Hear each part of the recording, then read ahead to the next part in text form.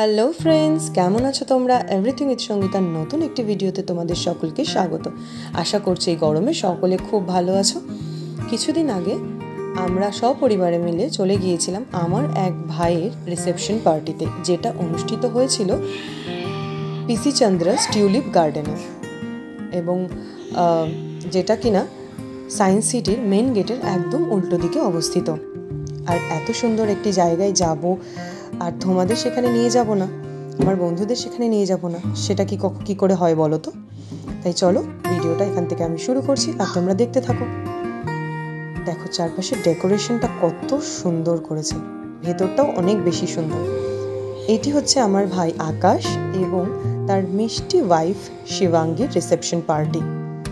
তাহলে চলো ভেতরে যাই এবং তাদের সাথেও তোমাদের সকলের পরিচয় করিয়ে দেবো। এনাদের আতিথেয়তা কিন্তু ভীষণ ভালো ছিল। আর এই যে আমরা এখন ভেতরে প্রবেশ করলাম, ভেতরে ডেকোরেশনটা একবার শুধু দেখো।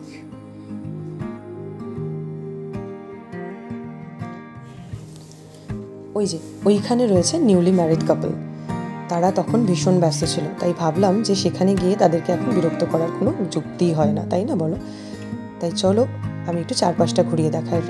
এই যে আমার পরিবারের সদস্যগণ এখনও অনেকেই এসে পৌঁছায়নি, তাই তাদের ভিডিও এর মধ্যে এখন আনতে পারিনি।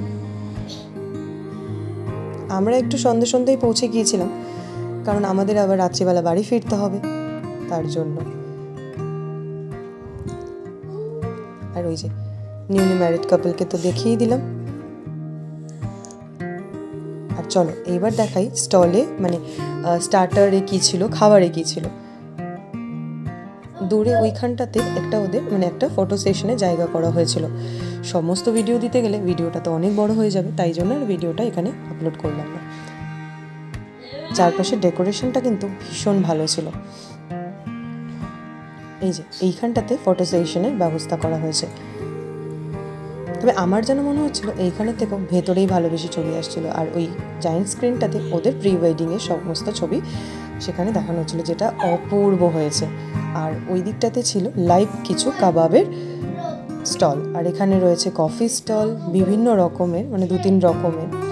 এখানে রয়েছে ফুচকা, 2-3 রকমের টক ঝাল মিষ্টি ফুচকা। এরপরে চলে আসলো হচ্ছে পাপড়ি চাট, 3 রকমের পাপড়ি চাট, তারপরে আলু টিক্কি। আর প্রত্যেকটা খাবারের টেস্টই ভীষণ ভালো ছিল। বিশেষ করে একটা হরিয়ালি কাবাব আর হচ্ছে অমৃতসরি কাবাব ছিল, যেটা নাকি ভীষণ ভালো ছিল, খেতে একদম লাজবাব যাকে বলে। আচ্ছা চলো, তারপরে আমরা চলে গেলাম পাস্তার কাউন্টারের দিকে। এখানে হোয়াইট সস পাস্তা, কী বলে ওটাকে, আরও অনেক রকমের পাস্তা ছিল, সকল কিছু নাম আমার মনেও নেই। এরবারে চলে যাই, চলো তোমাদের মেন কোর্সটা দেখাই। এগুলো হচ্ছে ভেজ কাউন্টারের দিকে, যেখানে ছিল হচ্ছে এঁচড়ের ডালনা, তারপরে স্টাফড আলু, কড়াই পনির, বাসন্তী পোলাও, রুমালি রুটি, ভেজ কাটলেট, পিস কচুরি, আরও অনেক কিছুই ছিল, যেগুলো আমি ভিডিও করতে পারিনি বা মনে নেই আমার। এরপরে আমি চলে যাচ্ছি নন ভেজের কাউন্টারে। তার আগে তোমাদের স্যালাডের কাউন্টারটা একবার দেখিয়ে দিই। দেখো একবার, এত সুন্দরভাবে ডেকোরেট করেছে, দেখেই যেন মন ভরে যাচ্ছে, খাওয়ার আর ইচ্ছাই হচ্ছে না। স্যালাডগুলো কিন্তু অপূর্ব ছিল খেতে।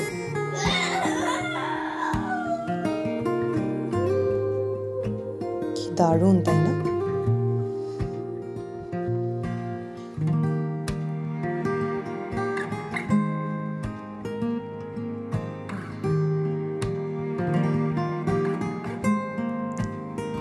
এটি হচ্ছে ননভেজ কাউন্টার। পিস কচুরি, তার সঙ্গে ছোলার ডাল, যেটা খেতে একেবারে অপূর্ব ছিল। তারপরে চলে আসলো রুমালি রুটি, যেটাও গরম গরমই এবং নরমই ছিল, স্টাফড আলু। এবং তারপরে ছিল ফিশ কাটলেট, এটাও অপূর্ব, অসাধারণ, খুবই ভালো ছিল ওটা ফিশ কাটলেট। আমি খুব একটা মাছ পছন্দ করি না, কিন্তু আমার মুখে যখন ভালো লেগেছে তার সত্যি খুবই ভালো ছিল।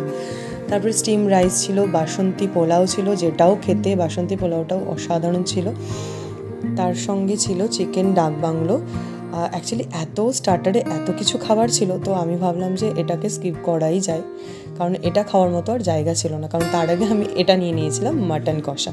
পোলাও দিয়ে মাটন কষার তো কোনো মানে জুটির, পোলাও আর মাটন কষার জুটির তো কোনো বিকল্প হয় না, তাই না বলো?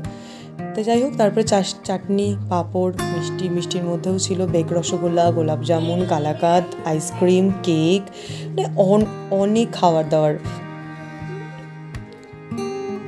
তো যাই হোক, ভীষণ ভালো কাটলো একটি দিন পরিবারের সকলের সাথে, আনন্দ করে, গল্প করে, ছবি তুলে। অনেক দিন পর পরিবারের সকলের সঙ্গে দেখা হলো। তো এবার তো বাড়ি যাওয়ার পালা। তাই সর্বোপরি ঈশ্বরের কাছে প্রার্থনা করি আকাশ এবং শিবাঙ্গীর এই নতুন জীবন খুব ভালো কাটুক, আনন্দে কাটুক এবং সুস্থতার সঙ্গে কাটুক।